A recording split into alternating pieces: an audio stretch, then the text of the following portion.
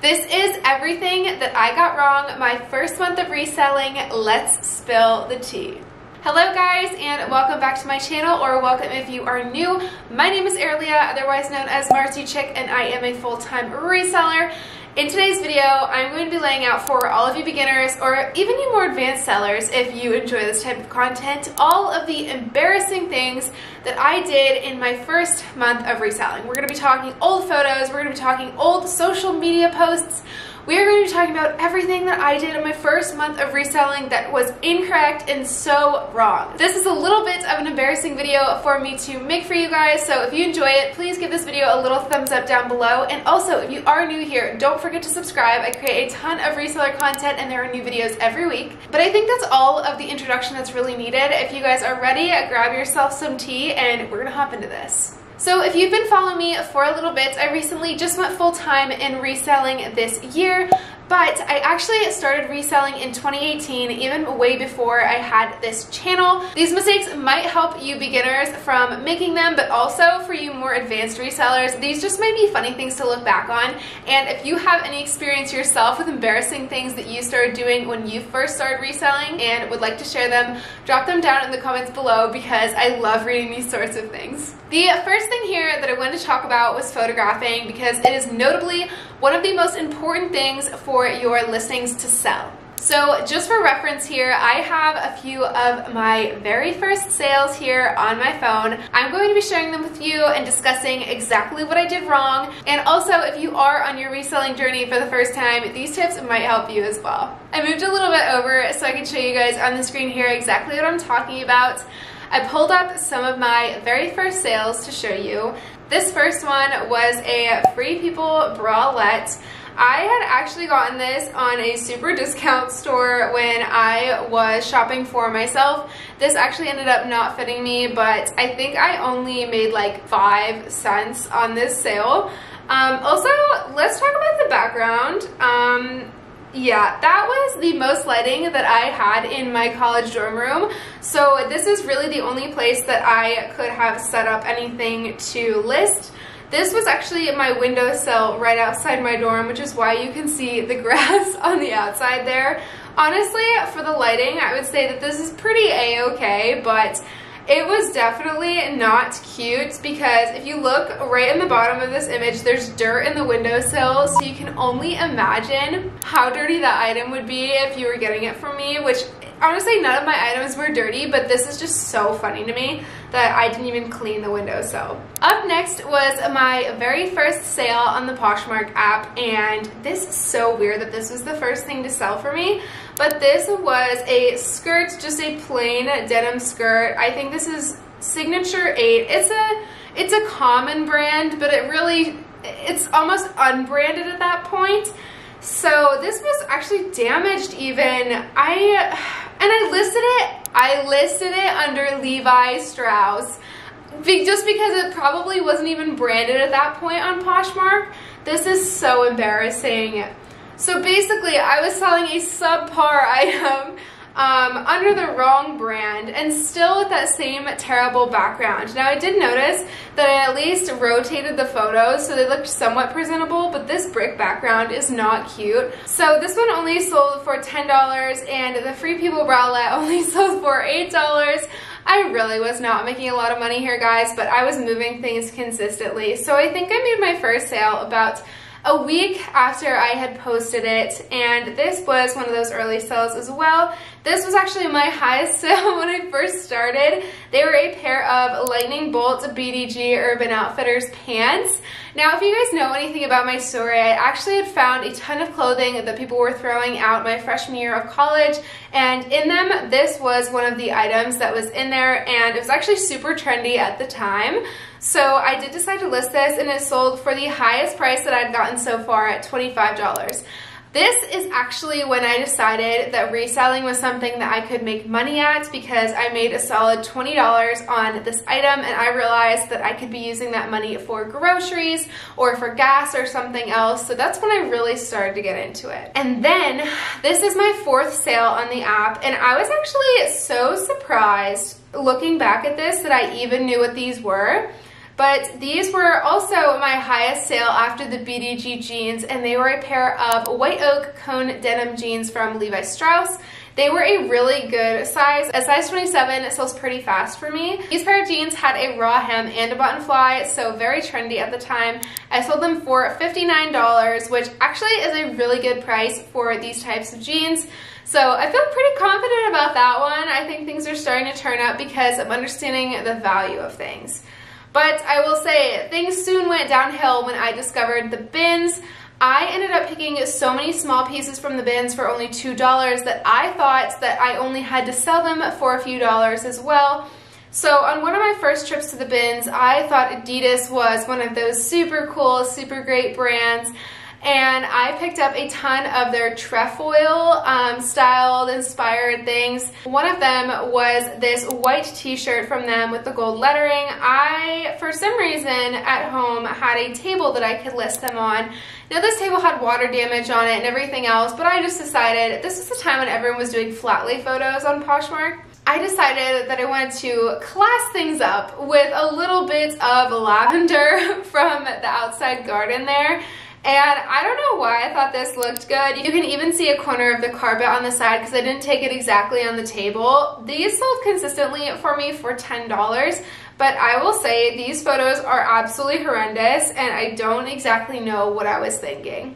Obviously, everyone starts somewhere on Poshmark with your listing photos, and honestly, I can't even say mine are absolutely perfect or great in any way. I will say that at least I used a stock photo for the BDG jeans because I think that made all the difference, especially since I didn't have a ton of good lighting in my dorm room. And fun fact, that's actually why I wanted to name my whole account College Dorm Closet, because I was thinking like, oh, I started this out of my dorm, whatever, but I ended up going with martziechic instead because it was one of my like nicknames from like early high school. So I ended up keeping that name instead, but could have been College Dorm Closet for you. I think every beginner has problems with taking photos, you know. For me personally now, I just use these buttery kind of cream walls, and I also use a Lightroom preset just to make them brighter. So if you guys want to check that out, I always have that linked down below. But I will say that that made a huge difference in just bringing up the vibrance of my photos and making sure that they look crisp and clean. Also, I think it brings out a lot of the actual colors of the items because for some reason on my phone, my items always look way darker than they actually look like. So this preset just makes them look super natural and just brighter. I would suggest if you're a beginner to start using a plain background. Do not do the flat lays unless it's shoes, of course. And if you can model things, absolutely model them, but make sure there's not a lot going on in the background and make sure that you're actually modeling the item consistently. This is something that I've wanted to do for a little bit here, but it's so hard for me to invest in a mirror that I know I'm going to have to keep for a while, so I've just been putting it off and putting it off, but honestly, I would say I'm still doing pretty well without the modeled photos. Alright, some of you might not relate to this, but the other embarrassing thing that I would say that I did when I first started reselling, obviously I started an Instagram account, and that was one of my first ways of connecting with the community here and the reseller community as a whole. I will say that some of my earlier posts were a bit cringe. I was not that good at setting up photos or setting up a feed, and honestly, I'm still not. I didn't even have a branding logo or anything that's identifiable. I just went with the flow. I think with Reels right now, it's kind of pushing me back into that space again because I really don't know how to set up the cover photos, but I think it's gone pretty well and decent so far. But some of my earlier photos, and you know, I might just pop up a little thing here and show you guys on my phone, but they were just very bright white. These were things that I was selling individually. These are all of my archived photos, by the way. I had a lot of inspirational or like graphic wording posts, and you know, these were not the best photos ever, and they were not the best Instagram content ever. So if you guys know anything about social media, you know, you want your audience to engage with it, and these were super non-engaging posts. These were just me sharing like an inspirational quote or you know, some things that I'm selling currently. And I will say I did not make a lot of sales on my Instagram. I think I had made like one sale on my Instagram at that time, so it was not great for me. But now I've gotten a lot better at engaging with the community and asking you guys questions and doing all of that, which makes me so, so happy. So it's kind of embarrassing looking back on that. I know that there was one influencer at the time that I really looked up to in the reselling community, so I tried to embody most of what they were doing. But honestly, I will say, like, I just was not using my voice, and I wasn't using it in a way that was productive or felt good or genuine to me. So now what I'm doing is I'm focusing more on YouTube, connecting with you guys, and just doing things that I honestly love to do and things that make me happy within reselling, instead of just looking to one person or one type of content that I should be making. And I will say that you in no way need any type of social media to get started in reselling. Honestly, I just thought that I would start it originally just to show people what I was selling and showcase that sort of thing. But I actually found out that I really loved the community, and I gained a lot of information in a short period of time by being in it. So if you guys want to join me over on my Instagram, my @ is @martziechic. And it's just super easy just to say hello over on there, or even just leave me a comment down below if you're only on YouTube. That's fine too. But engaging with the community was such a good way for me to gain information and to gain knowledge within the reselling realm. But back to things you guys can probably relate to here. One of the other mistakes that I would say that I made in my early days of reselling was pricing items. This is such a long one, guys, but it's so important, especially as you're just beginning your reselling journey. So when I first started reselling, I knew nothing about the Goodwill outlet, and I remember that I would go to my local thrift store over at my college, pop in and see if I could find a few items there, here and there.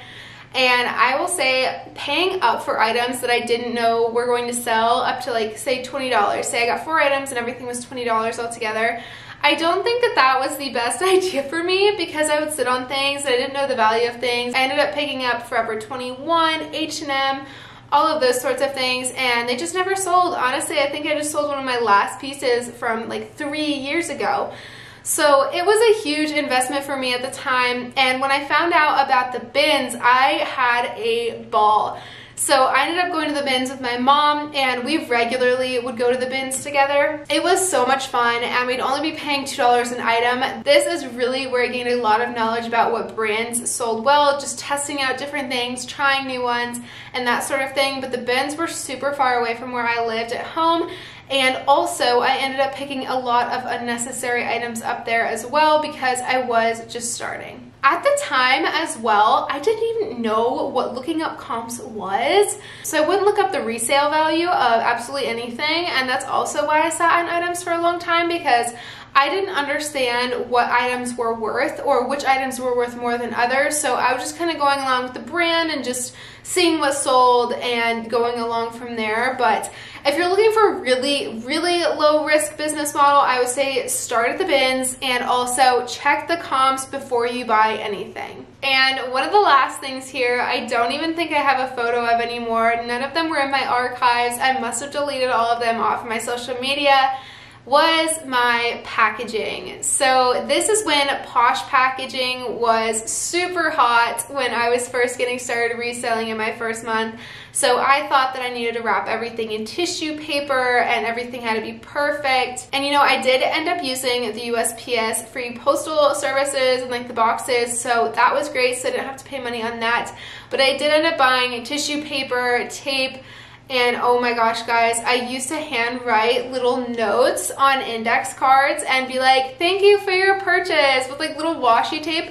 I will say it was cute, but it definitely was not professional, and looking back on it, like, it's so cringy to me that no one like thought that this was so odd. I remember getting all 5-star reviews just from that, because everyone was like, the note was so cute. And I was just like, oh my gosh, this looks so unprofessional now looking back on it. So now instead of handwriting my own notes, I actually do just include a little business card on each thing with the same thing written on the back, of course, with a scannable QR code for everything else that I'm on.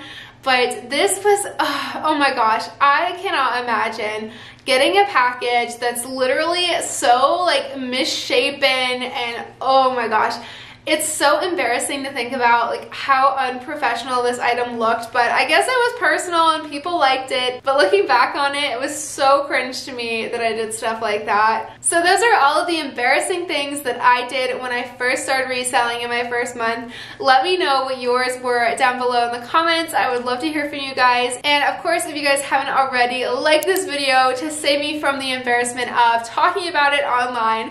But I'll see you guys in my next one. Bye.